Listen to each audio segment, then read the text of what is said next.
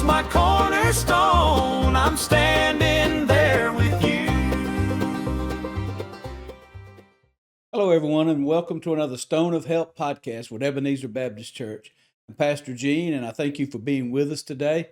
Today, we're going to shine the light on another one of the ministries God has blessed us here, as we're going to share with you our Constructors for Christ ministry. Today, we have Gary Arnold and Patrick Flanagan, and they're going to share with us their experience and how you can learn to know more about our Constructors for Christ ministry.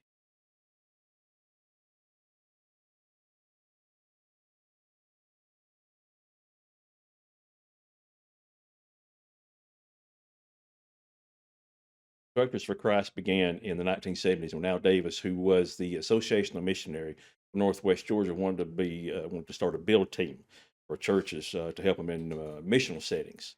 And he found a group of men, a fellowship of men that were getting together to go build a cabin in Monrovia, Indiana. And he formed together with them, and they went to Monrovia, Indiana, and built a cabin. They call it the Georgia Cabin at the Highland Lakes Baptist Assembly. And that was the first build project. That was in 1976 when they first did that.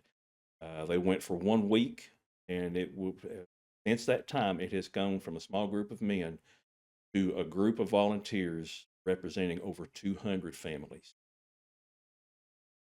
This year, I think we had 323 volunteers, men, women, and children. And that's one thing that is different from our group.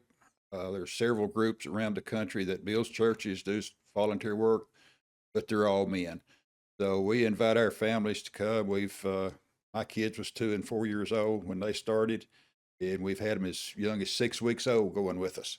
So it's a family group, and it's more enjoyable that way if you got your family with you.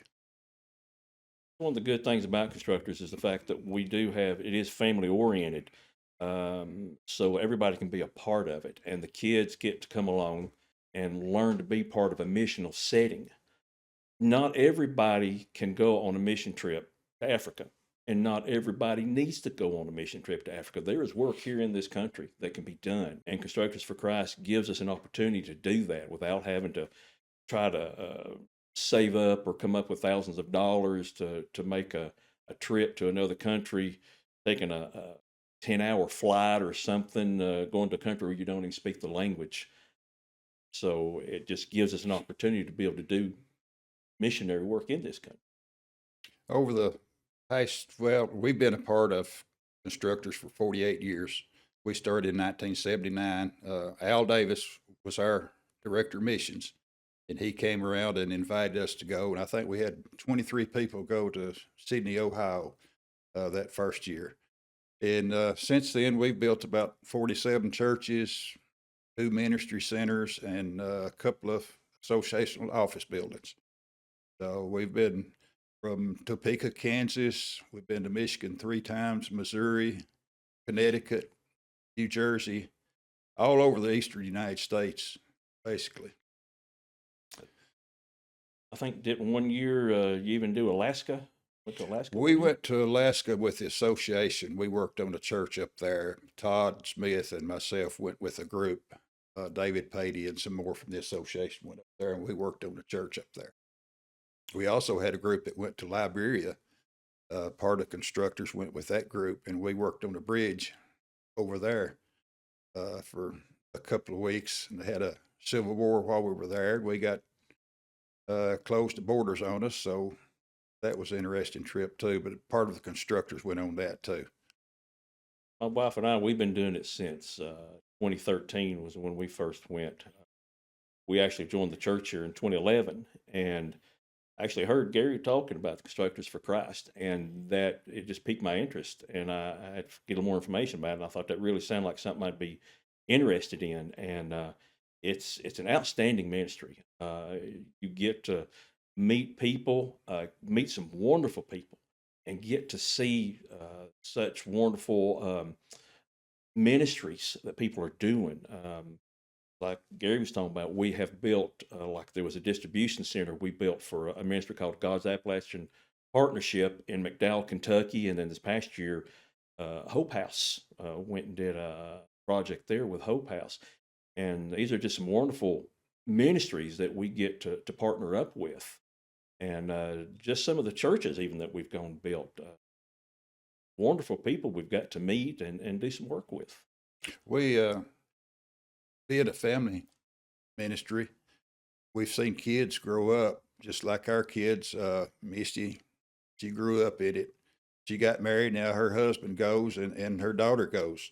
And that's you see that a whole lot. They start out in it as a young child and they keep going even after they're married. They bring their spouse with them.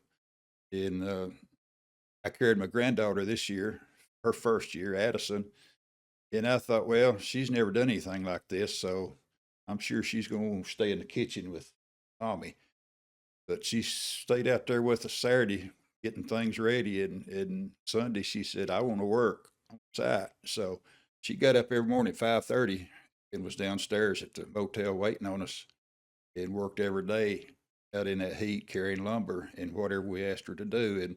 And Emma Horton was there. It was her first year. I think she's 13 years old.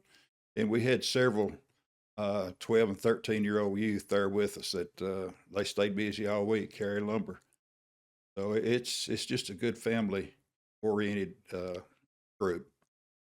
That's one thing a lot of people may think. They may think, well, this is something for men to do.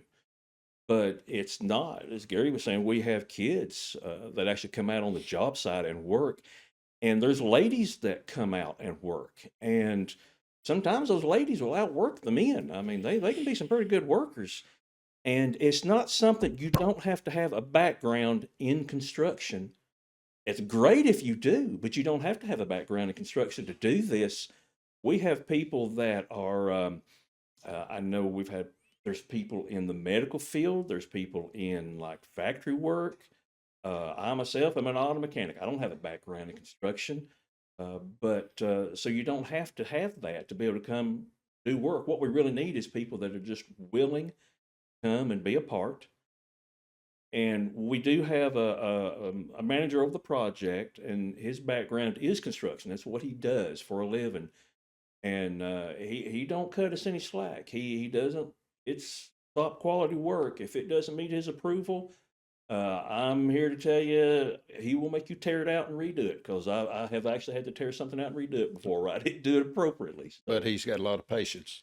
he has a lot of patience with volunteers. He really does. Works real well with He volunteers. started when he was 23 years old, been over the whole construction project. So he's been with it 49 years. He started a year before we did. It's amazing thing to watch, and like he said, the quality of the work. We have inspectors come in and check the work, and they look at the work and they say, "Y'all are fine. Don't need me coming out here every few days check your work." So, good quality work. The ladies, like he said, some of them want to go out and work on site, which is fine. The other ladies will divide up into teams, and they'll cook us 3 meals a day or 2 meals. We'll have sandwiches and salads and stuff for lunch. But they have breakfast ready for us at 7:30. Then we work 12 hours a day, and they'll have supper ready for us at 6 or 7, whatever time we start, 6 to 6. So 12 hours a day, and they provide us 3 meals a day. And we are responsible for our own food, our own motels. We provide all that. We try not to put any more pressure on the church than we have to. We say if they can furnish material, we can furnish the labor. So we don't ask them for food or motels or anything like that. We are kind of self-sufficient there. And also, some of us, we have our own tools we'll take when we go, but it's not something that's necessary to have to bring a truckload of tools to do this. You got them, great, but Constructors has, was it four Trailers. four fully stocked trailers. We got them stocked with the supplies for the kitchen, and we have them stocked with all kinds of tools for building projects. And we've got hand tools, power tools, everything's there that we need. So if you don't have the tools, Constructors has the tools for you. Carry your own appliances, not major appliances, but Yes. skillets, pots and pans. We carry furnish your own plates and cups and forks and everything. We have a trailer for that. We have a trailer full of that. I can say when we go to Constructors, I work harder for that week than I do all week long at work, but it is so much more rewarding. And I can also say I eat better that week too. I usually, even as hard as I work, I usually probably put on a little weight during that week because we do eat so well. We were talking about how many families that are represented by the Constructors for Christ. What originally started just simply in the state of Georgia now includes Georgia, Tennessee, Alabama, Mississippi, Missouri, South Carolina, Kentucky, and not sure how many more states beyond that. And Georgia is all the way from North Georgia to South Georgia. People come from all over to be a part. And if anybody's interested to get more information, they can always go look on Facebook, get information, Constructors for Christ. And I guess if they want to reach out, I guess the person to reach out to would be Paula Dilbeck, would be who to reach out to get information.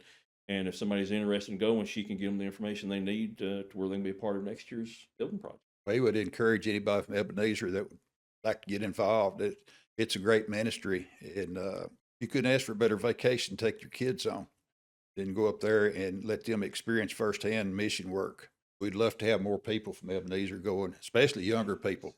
When we go, the first week is the week of Father's Day. It always falls on that week. And the building project's 5 weeks long. Now, not everybody goes for all 5 weeks, because most people can't. The best they can do is a week, most people, unless maybe a retired person or retired couple or something. And then we have some that will go all 5 weeks, or maybe go the first week and then come back the last week. But it always starts the week of Father's Day.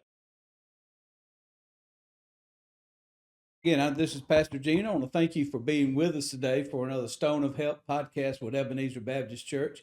If you'd like some more information about the Constructors for Christ mission organization, you can email us at stoneofhelppodcast@gmail.com. Once again, thank you for joining us, and may God bless you and make himself evident in your life today. Jesus, my cornerstone, hold me when I'm weak. Jesus, my cornerstone, you're the rock beneath my feet.